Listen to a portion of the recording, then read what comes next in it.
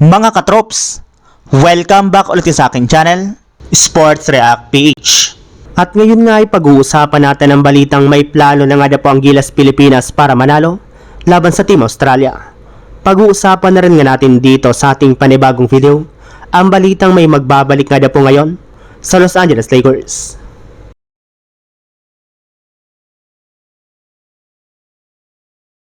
Dihado nga po mga katrops ang ating national team na Gilas Pilipinas sa kanilang magiging quarterfinals game laban sa Australia since hindi pa nga po nila ito natalo kahit ni samang beses. Ito na rin naman nga po itinuturing ngayon bilang best team sa kompetisyon at lahat nga po ng kanilang kalaban ay tinatambakan at dinudumi na nga po nila dito.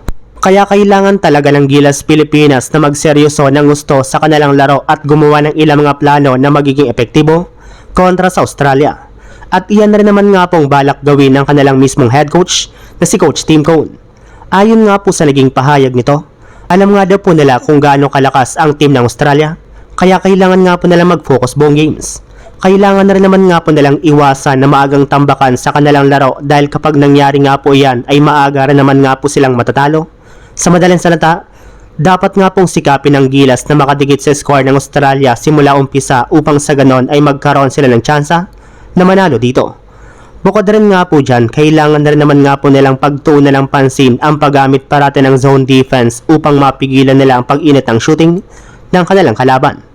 Kung inyo nga daw pong mapapansin mga katrops, ang 3-point shooting nga po ang pinakakalakasan ngayon ng Australia kaya kapag napigilan nga po nila ito ay siguradong magkakaroon sila ng malaking tsansa na ma-upset ito sa quarterfinals.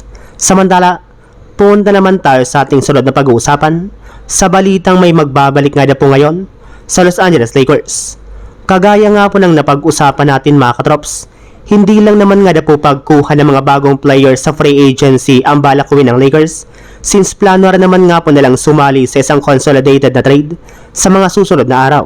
At isa nga po sa mga target nilang player ngayon na makuha ay isang wing defender na merong tira sa labas katulad na lang ni Matisse Thybulle mula sa Portland Trail Blazers na kasalukuyang available ngayon sa trade market.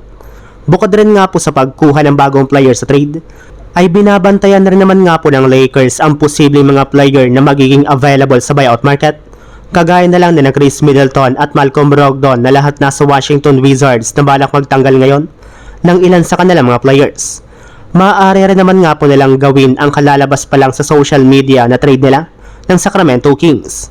Bali dito nga po mga katrops ay makukuha ng Sacramento Kings si Rui Hachimura, isang future draft pick at isang second round pick kapalit lamang ng kanilang dating player na si Malik Monk. So yun lang mga katrops, ang handog kong story ngayong araw. Sana nag-enjoy kayo, please like and subscribe my YouTube channel, Sports React PH para sa iba pang story at update patungkol sa NBA. Kita-kits muli sa ating susunod na video.